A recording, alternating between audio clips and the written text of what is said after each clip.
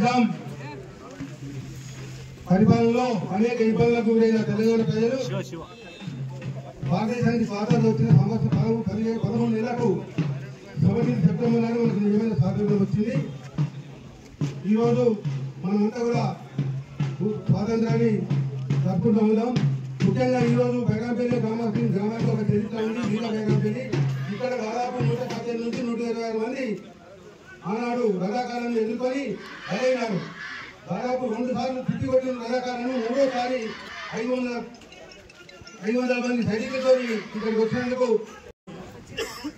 డెక్కల్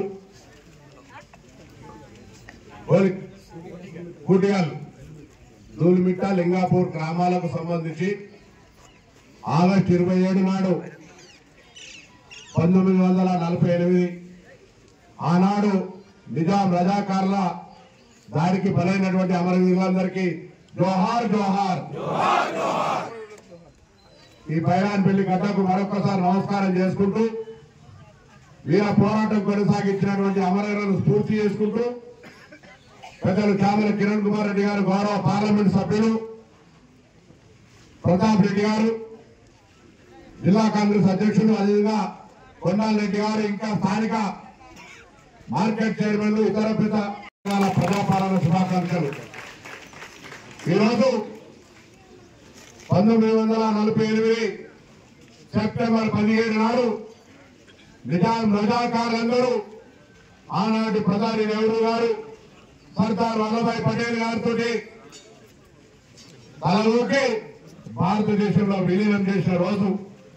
అంతకుముందు వారికి వ్యతిరేకంగా జరిగిన పోరాటం, తెలంగాణ సాధన, హైదరాబాద్ ప్రత్యేకంగా నిజాం నుంచి విముక్తి పొంది భారతదేశంలో విలీనం కావాలని పోరాటం చేసి ప్రాణాలు అర్పించిన వారందరినీ ఈ సందర్భంగా స్మరించుకుంటూ దాని తదుపరి జరిగిన పరిణామాల్లో తిరిగి హైదరాబాద్ మళ్ళీ తెలంగాణ సాధించుకోవడానికి జరిగిన పోరాటంలో ప్రాణాలు అర్పించిన వాళ్ళందరికీ కూడా నివాళులు అర్పిస్తూ ఈ గడి, ఈ కోట సాక్షి భావి తరాలకు కూడా ఇక్కడ విద్యార్థులు కానీ ఇక్కడ పోరాట స్ఫూర్తి, పోరాట పటిమ ఏ విధంగా ఉందో మనందరం కూడా చరిత్ర తెలుసుకొని భవిష్యత్తులో మన ప్రాంత సమస్యలకు సంబంధించి మన యొక్క హక్కుల కోసం మనం ఎప్పుడు కూడా జాగ్రత్తగా వ్యవహారం చేయాలి.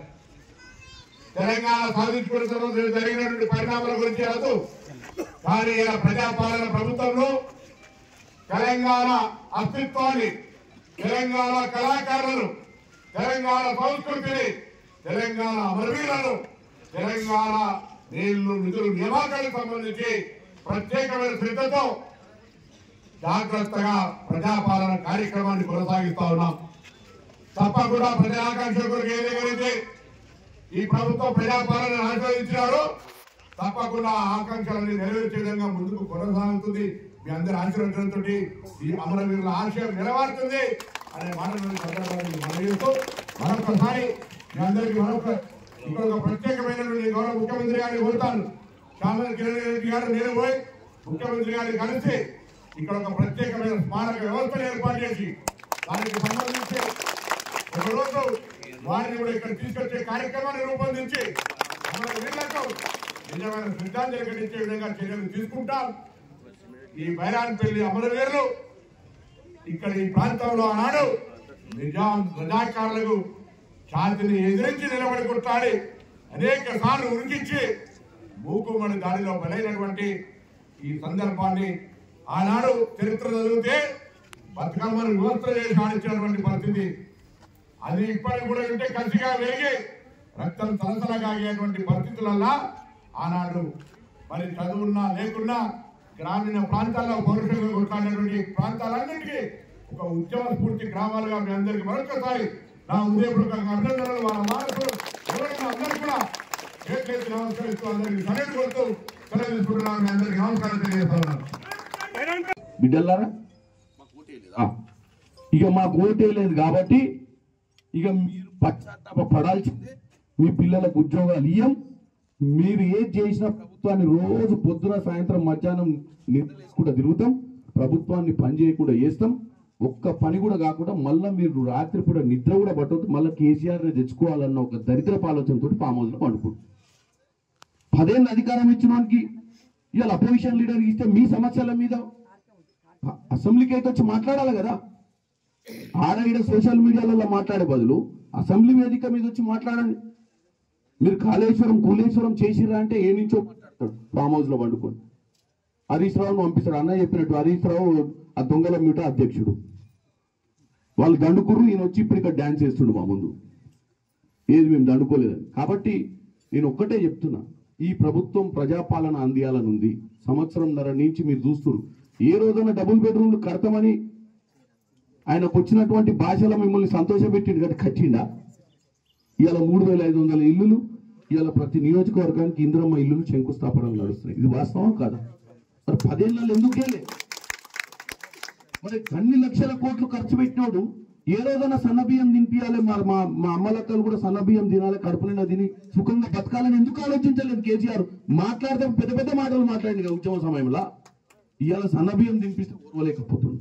ఇవాళ మీకు కొత్త రేషన్ కార్డులు ఇద్దామనుకుంటే ఊరవలేకపోతుంది. ఇంకేదైనా చేద్దామంటే ఊరవలేకపోతుంది. ఏంద్రా అంటే వాళ్ళకి బుద్ధి చెప్పాలి. నాకు ఓటే లేదు, ఇక కొడుకులు వీళ్ళందరూ పస్తులు ఉండాలంటూ. ఇదా రాజకీయం? ఎక్కడ పుట్టినవు? నీ ఆర్థిక పరిస్థితి ఏంది? నీ పిల్లల పరిస్థితి ఏంది? నీకు 10 ఏళ్ళు అధికారం ఇచ్చి ప్రగతి భవన్ లాంటి రాజభవనంలో నిన్ను కూసబెడితే ప్రజల సొమ్ము దోసుకుని నీకు నిజాంకి తేడా ఏందని అడుగుతున్నా. నీకు నిజాంకి తేడా ఏంది? అయ్యాల కాల్చి చంపిండు, నువ్వు ఇవాళ కూల్చి చంపినావు రాష్ట్రాన్ని. నీకు నిజాంకి తేడానే లేదు. కాబట్టి ఈ ప్రభుత్వం, నేను గొప్పగా చెప్తలే, పొద్దున నేను ఇక్కడ మాటలు చెప్పి పని చేయకపోయినా ఇందాక మీరు చెప్పిన నాయకుల మాదిరిగా నన్ను కూడా దూషిస్తారు. కానీ నేను అందుకే నా స్థాయికి తగ్గట్టు నేను 10 లక్షల రూపాయలు ఈ రోజు ఈ వీర బైరాన్పల్లిలో ఈ యొక్క స్తూపానికి ఇస్తున్నా. మీ తరపు నుంచి రాష్ట్రంలో ఉన్న పరిస్థితులను ముఖ్యమంత్రి గారికి విన్నపిస్తా. నేను మా ప్రతాప్ అన్న మేము పోయి డెఫినెట్ గా ముఖ్యమంత్రి గారితో ఇక్కడ ఉన్నటువంటి పరిస్థితులను సంజాయిస్తాం. ముఖ్యంగా సమస్య ఏంటంటే, మాలాంటి వాళ్ళకి నేను ఇందాకనే చెప్పిన, నా పార్లమెంట్లో నాకు 968 గ్రామ పంచాయతీలు ఉన్నాయి, 46 మండలాలు ఉన్నాయి, 18. ఆ రోజు ఆ యొక్క సందర్భం జరగకపోయి ఉంటే ఈ సెప్టెంబర్ 17 అనేది వచ్చేదే కాదు, ఈ విమోచన జరిగేదే కాదు. అంత పెద్ద సంఘటన జరగగానే ఇప్పుడే రామలింగం గారు చెప్పినట్టు నెహ్రూ గారికి వల్లభాయ్ పటేల్ గారి దృష్టిలో పడ్డది ఈ ఊరు. అరే ఇంత అరాచకం చేస్తారా అని చెప్పి ఆ రోజున్న కాంగ్రెస్ ప్రభుత్వం ఆగమేఘాల మీద నిజాం ప్రభుత్వాన్ని లొంగ తీసుకునే ప్రయత్నం చేసింది. కాబట్టి ఈ గడ్డ మీద ప్రజలు, ఈ రాష్ట్రం మొత్తంలో ఈరోజు స్వేచ్ఛా వాయువు పీల్చుకుంటున్న మనకు ఈ గడ్డ మీద ప్రజల బలిదానంతో జరిగింది అనేది మీ అందరికీ దాన్ని గొప్పగా చెప్పుకోవాలి. వారి బిడ్డలు ఇక్కడ ఉండొచ్చు, వాళ్ళు కూడా ఎప్పుడు స్మరించుకోవాలి. ఆ రోజు చనిపోయిన వాళ్ళు ఎవరి కోసం చనిపోయారు. ఈరోజు మనం స్వేచ్ఛగా బతుకుతున్నాం. ఈరోజు ఒక పార్లమెంట్ సభ్యుని కూడా నిలబడగలిగిన, ఇక్కడ గతంలో ఎమ్మెల్సీగా ఉండగలిగారు, ఎమ్మెల్యేగా ఉండగలిగారు, జెడ్పీటీసీగా ఈ ప్రజాస్వామ్యాన్ని తీసుకొచ్చిందే ఈ 118 మంది బలిదానాలు. కాబట్టి మనం అందరం ఈరోజు బతుకుతున్నాం, కానీ వాళ్ళ గురించి ఆలోచించే పరిస్థితి లేదు, వాళ్ళు గీసిన దారి లేదు, వాళ్ళు ఎందుకు బలిదానాలు చేసుకున్నారో కూడా తెలియకుండానే బతుకుతున్నాం మనం. ఏంటంటే మనకు స్వాతంత్రం వచ్చింది, ఎవరిని ఇష్టం రాజ్యం వాడు చేసుకోవచ్చు. అసలు ఇవ్వడానికి ఐడియా లేదు అసలు వాళ్ళు ఎందుకు చచ్చిపోయారు. ఇయ్యాల రేపు అసలు ఆ రోజు బుక్కెడు భూవ కోసం పోరాటం జరిగింది. ఇలా బుక్కెడు భూవ సమస్య లేదు, కానీ ఎన్నో సమస్యలు ఉన్న పరిష్కార దిశగా మనం పనిచేస్తే మన ప్రభుత్వాలు కూడా గతంలో పనిచేయలేదు. ఆ పోరాటం అయిపోయింది, ఆ రజాకారులను పంపించేసినాం, నిజాం పాలన బయట పోయింది. తర్వాత వస్తే ఆంధ్రలో తెలంగాణకు నీళ్లు నిధులు నియామకాలల్లో వెనుకబడుతున్నాం అన్న ఉద్దేశంతో మనలో పోరాటం చేసి 1600 మంది మన విద్యార్థులు బలిదానం చేసుకుంటే వచ్చింది తెలంగాణ. పోనీ వచ్చింది తెలంగాణ కదా, మరి మా అమ్మలక్కలు అందరూ ఇక్కడ కూర్చురు. చెప్పిన సమస్యలు చూస్తే మరి బంగారు తెలంగాణ ఎందుకు తెచ్చుకున్నాం? నీళ్ళు ఎటు పోయినాయి, నిధులు ఎటు పోయినాయి, నియామకాలు ఎటు పోయినాయి? నిన్న చూస్తున్నాం మనం నియామకాల గురించి. ఇప్పుడు 10 ఏళ్ళు అధికారంలో ఉన్నటువంటి కేసీఆర్ ప్రభుత్వం, కేసీఆర్ ఏం చెప్పిండు మీ అందరికీ ఒకసారి గుర్తుకు చేస్తాం. నాకు ఉద్యమమే నా శ్వాస, నాకెందుకు మంత్రి పదవి వద్దు, ముఖ్యమంత్రి పదవి వద్దు, నా పిల్లలు అమెరికాలో అని చెప్పి మనందరితో ఉద్యమాలు చేయించాడు, అన్ని చేయించాడు, కుర్చీలో కూర్చుండిపోయి. తర్వాత ఆ నుంచి కొడుకు వచ్చిండు, బిడ్డ వచ్చింది, అల్లుడు వచ్చిండు, అందరు వచ్చి 5 ఉద్యోగాలు తీసుకుంటారు. ఇప్పుడు మన ఇంటి ఉద్యోగం పరిస్థితి ఓడి పడుచుకోకపోయి గదే నియామకాలే ఇది. వాళ్ళ ఇంట్లో 5 కోటీశ్వర్లు అయ్యారు నిధుల ద్వారా, నియామకాల ద్వారా. ఒక ఆయన ఎంపీ అయ్యిండు, ఒక ఆయన మినిస్టర్ అయ్యిండు, ఒక ఆయన ఇద్దరు మినిస్టర్లు అయ్యారు, ఒక ఆమె ఎంపీ అయ్యి ఎమ్మెల్సీ కూడా అయ్యింది, ఆయన ముఖ్యమంత్రి అయ్యింది. అంటే 5 బ్రహ్మాండమైన ఉద్యోగాలు చేసి నియామకాలు వాళ్ళకే, నిధులు వాళ్ళకే, నీళ్ళేమో కూలేశ్వరంలో చూసిర్రు ఏమైనా నీళ్ళ మీద పెట్టిన పైసలు. కాబట్టి నేను ఒకటే విషయం చెప్తున్నా, ఈరోజు 10 సంవత్సరాలు మిగులు రాష్ట్రంగా ఉన్న రాష్ట్రాన్ని దోసుకొని రాష్ట్రాన్ని అప్పులపాలు చేసిపోయి, నియామకాల విషయానికి వస్తే మీ పిల్లలందరూ హైదరాబాద్లో చదువుతుండొచ్చు. గ్రూప్ 1 పెట్టలే, గ్రూప్ 2 పెట్టలే, గ్రూప్ 3 పెట్టలే, గ్రూప్ 4 పెట్టలే, డిఎస్సి కూడా పెట్టలే. ఏంద్రా అంటే ఎప్పుడు జాస్ అంతా కమిషన్లు ఎట్లా దండుకోవాలి, ఏం కట్టాలి, ఎంత తొందరగా కట్టాలి, కట్టిన దాంట్లో కమిషన్లు ఎట్లా దండుకోవాలని చెప్పి మొత్తం ఆర్థిక దెబ్బతీసిపోయారు తప్ప ఈ రాష్ట్రానికి ఏం జరగలేదని వాళ్ళు చెప్తున్నాను నేను. ఎందుకంటే ఇప్పుడు మేము అధికారంలోకి వచ్చి చూస్తే 8 లక్షల కోట్లు అప్పయింది. మరి అప్పైతే ఈ రోడ్డు ఎందుకు కాలేదు, ఈ బుర్జ్ ఎందుకు కట్టలేదు? మరి తెలంగాణ తెచ్చుకున్నప్పుడు ఉన్న డబ్బుల్ని కరెక్ట్ ఖర్చు పెట్టుంటే ఏ రోడ్డు కూడా ఖాళీ ఉండకపో, అన్ని బీటీ రోడ్లు అయిపోయి, ఎక్కడ డ్రైనేజ్ ఉంటుండే. ఇలా వీళ్ళు అన్నట్టు ఈ కనెక్టింగ్ రోడ్లు మిస్ అవుతున్నాయి, చెక్ డ్యాములు లేవు. దేనికోసం లక్షల కోట్లు ఖర్చు అయినా ఒకసారి మీరు ఆలోచించాలి.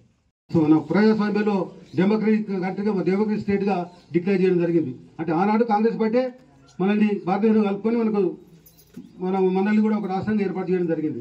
ఈనాడు కూడా తెలంగాణ ప్రజల కోరిక మేరకు ఉద్యమం జరిగితే తెలంగాణ రాష్ట్రాన్ని ఇచ్చింది కూడా కాంగ్రెస్ పార్టీ. కానీ తెలంగాణ పేరు మీద ఉద్యమం చేసిన కూడా ఈయన ఒక రజాకార్ లాగా తయారయ్యాడు. భూములు కబ్జా చేయడం జరిగింది, అవినీతి చేయడం జరిగింది, దోపిడీ చేయడం జరిగింది. చివరికి మనందరి పేరు మీద అప్పులు తీసుకొచ్చి కూడా వాళ్ళ ఇంటికి తీసుకుపోవడం జరిగింది. దీనికి మొత్తం కూడా కుట్రదారు భాగస్వామ్యుడు హరీష్ రావు. మన పక్కకే ఉన్న సిద్దిపేట ఆయన హరీష్ రావు అప్పుడప్పుడు అవసరమైతే కేసీఆర్ కూడా బెదిరిస్తాడు. ఎందుకంటే అట్లా బెదిరించే మంత్రి అయింది ఎమ్మెల్యే కాకముందు. ఎన్నో ఘోరాలు అయినాయి. ఉద్యమకారులందరినీ బయటకు పంపించిన దాంట్లో హరీష్ రావుదే కీలక పాత్ర. వేరే పార్టీ వాళ్ళ దగ్గర డబ్బులు తీసుకొని మంత్రి పదవులు చైర్మన్లు ఇప్పించింది కూడా హరీష్ రావు పాత్ర.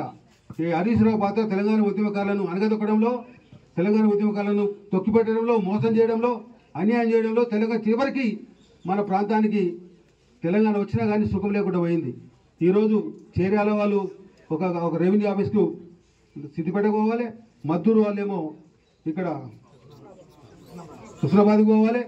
ఈ రకంగా సిద్దిపేట, హుస్నాబాద్, గజ్వేల్, సంగారెడ్డి ఈ 4 మండలాల ప్రజలు, రైతులు, యువకులు అందరూ కూడా ఒక్కొక్క పనికి ఒక్కొక్క ధరకి పోవాలి.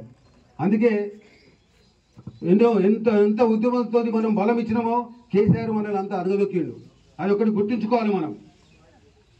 దానికి మూలకారకుడు వెనుక గైడెన్స్ చేసే పెద్ద మనిషి ఎవరంటే ఈ మన పక్క సిద్దిపేట ఎమ్మెల్యే హరీష్ రావు.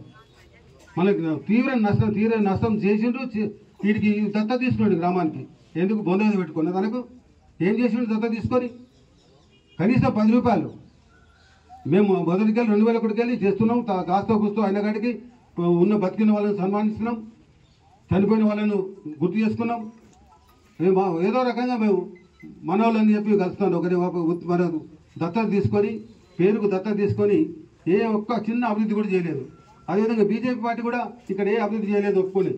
ఇప్పుడు తప్పకుండా ఇందాకనే మంత్రి గారు ప్రామిస్ చేసిండ్రు, ఇక్కడ ఒక గుర్తింపు వినే విధంగా శృతివనం లాగా ఇక్కడ దీన్ని ఆదర్శంగా తీసుకొని చేస్తే బాగుంటుంది. నేను కూడా ముఖ్యమంత్రి గారు చెప్తాను, ఎంపీ గారు కూడా తప్పకుండా ఇక్కడ శృతివనం చేయాలి. ఇది మన భారతదేశంలోనే హిస్టారికల్ ప్లేస్, మన ఒక తెలంగాణలో కాదు, భారతదేశంలోనే హిస్టారికల్ ప్లేస్.